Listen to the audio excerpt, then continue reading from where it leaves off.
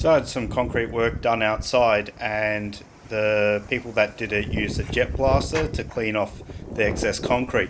They hit the air conditioning cooling fins and substantially dented a fair bit of them. I'm thinking about 20%. I've already gone ahead and straightened up a fair bit of them, but this has definitely decreased the performance of this air conditioning unit and most likely has damaged the efficiency.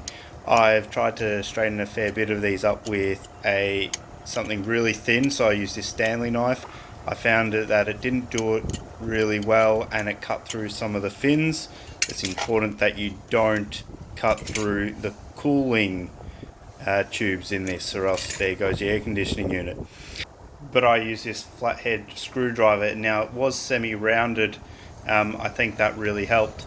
So running it from the right side, um, one side I really struggled with, but if I did it at the right side, it absolutely went through this like a knife through butter.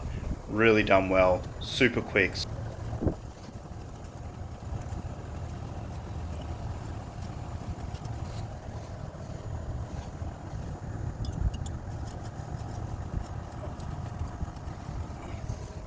This whole area took me about 10 minutes.